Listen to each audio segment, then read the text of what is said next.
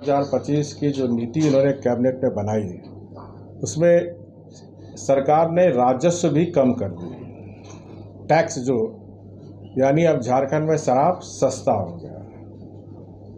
दूसरा, इन्होंने अभी 2 दिन पहले जो टीएसी की बैठक में फिर जनता को भ्रम डालने के लिए कि अब टीएसी का बैठक में कि आदिवासी क्षेत्र में दुकान खुले कि नहीं, इस पर चर्चा की।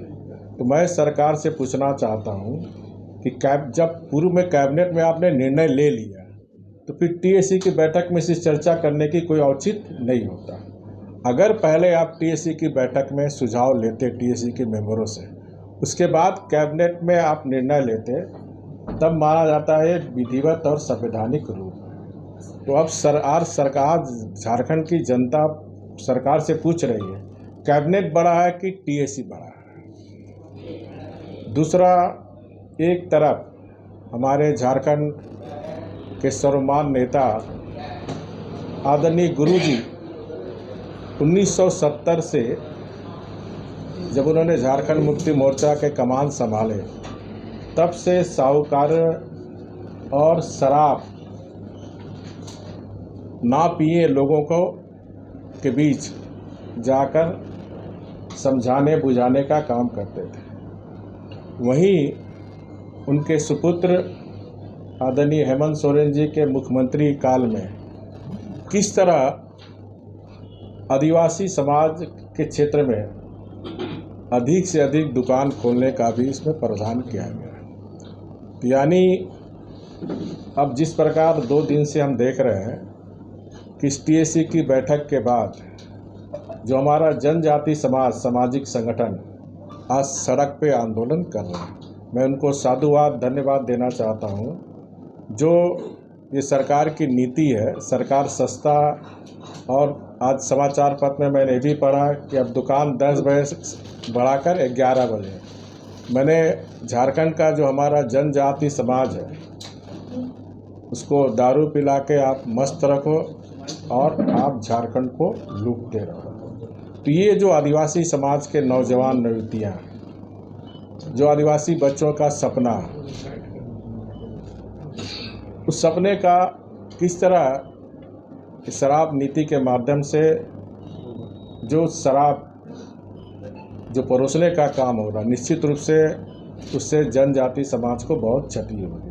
और आप सब भी जानते हैं कि शराब को लेकर झारखंड में अक्सर जो हमारी झारखंड की बहनें हैं, खासकर आदिवासी महिलाएं, मुखर होकर सड़क पर आंदोलन करते रहते हैं। तो ऐसे समय में मेरी सरकार को सलाह होगी कि आप जनजाति क्षेत्र में, आदिवासी क्षेत्र में कम से कम आप दुकान खोलें, क्योंकि ऐसी जनजाति समाज हमारा गरीब है, अशिक्षा से दूर है। अगर आपको इसके बीच काम करना ही है तो शिक्षा और स्वास्थ्य के क्षेत्र में जो हमारे आदिवासी समाज में सेक्सुअल कुपोषण जैसी समस्याओं पर सरकार को चर्चा टीएसी में इस सब पर होनी चाहिए। तो टीएसी में चर्चा हो रही है कि दारू कैसे अधिक से अधिक बिके। भैया, आज के प्रेस वार्ता में आप सभी का हार्दिक स्वागत, अभिनंदन। जैसा कि आप सबों को ज्ञात है, अभी हाल में ही नई शराब नीति झारखंड उत्पाद मदिरा की खुदरा बिक्री हेतु दुकानदारों की बंदोबस्ती एवं संचालन नियमावली 2025 कैबिनेट ने प्रस्ताव किया। अंततः झारखंड की हेमंत सरकार ने एक बार फिर माना कि हमारी सरकार के समय बनाई गई नियमावली वर्तमान सरकार द्वारा बनाए गए नियमों की तुलना में ज़्यादा राज्यहित और जनहित में इसमें स्पष्ट रूप से राज्य सरकार ने स्वीकार किया है कि हमारी सरकार द्वारा 2018 में बनाई गई नीति ही सर्वश्रेष्ठ रही है। इसलिए वर्तमान नियमावली के निर्माण में 2018 की नियमावली को ही मुख्य आधार बनाया गया है। जानकारी के अनुसार सरकार के प्रतिनिधियों द्वारा अन्य राज्यों का भी अध्ययन किया गया। इसके बाद 2018 की नियमावली को ही सबसे सही माना गया है। सरकार ने स्पष्ट माना कि 2018 में इस नियमावली के लागू होने के बाद राज्य सरकार का शराब से राजस्व की वृद्धि दोगुनी हो गई थी। 2018-19 के 1082 करोड़ रुपया के राजस्व की तुलना में 2019-20 में राजस्व दोगुना होकर 2009 करोड़ रुपये हो गए थे। और हमारे समय राज्य सरकार द्वारा बनाई जाने वाली नियमावली झारखंड की जनहित और झारखंड के हित में थी। ध्यान देने वाली बात यह है कि वर्ष 2020 में हेमंत सरकार ने 2 बार नियमावली को बदली की गई है। और इस नियमावली बदलने के बाद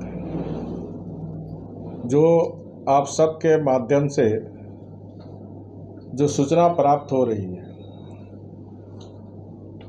कि आज जिस नियमावली को जो बनाने का काम किया था,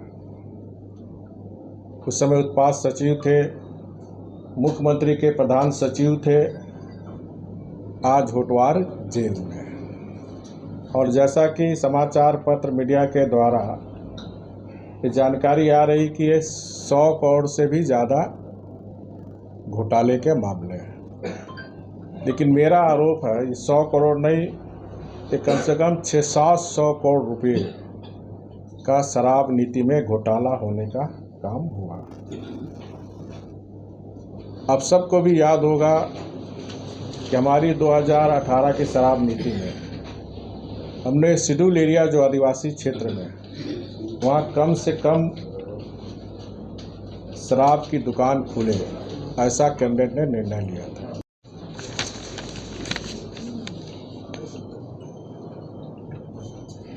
झारखंड की जनता ये भी जानना चाहती है राज्य सरकार से कि 22 अगस्त को हेमंत सरकार के 32 विधायक माननीय मुख्यमंत्री हेमंत सोरेन जी ने छत्तीसगढ़ के एक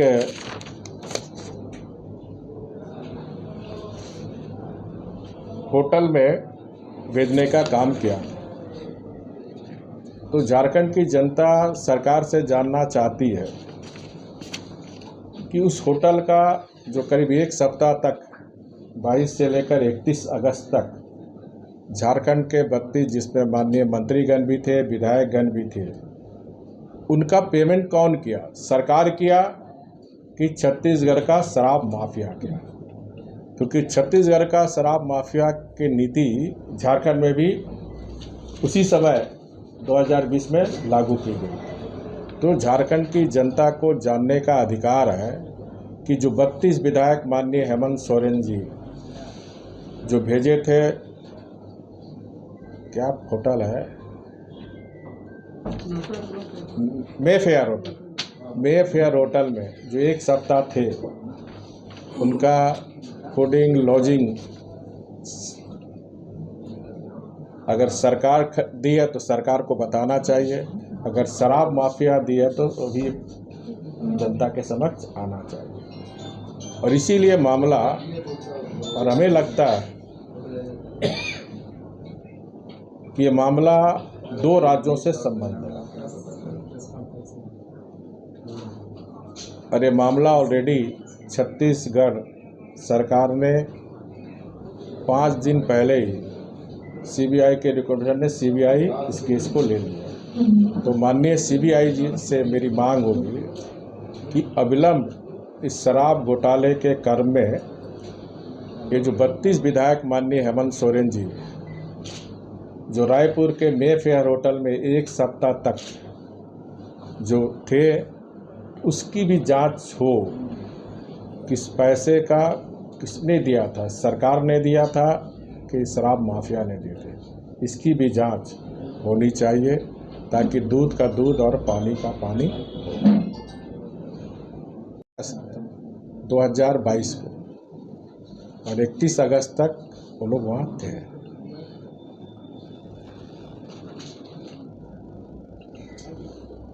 रुकेंगे, अब आगे नहीं, आगे पर रुकेंगे ना, बहुत लोग ऑन द वे है, सब ऑन द वे बहुत सब।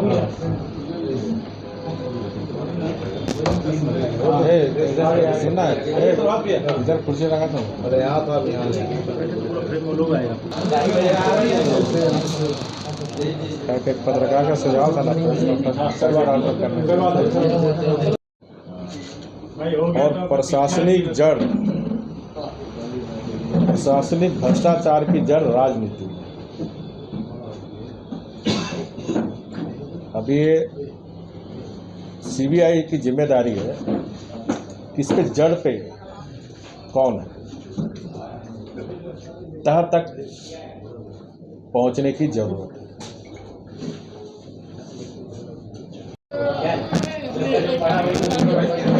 आपको दिल से धन्यवाद।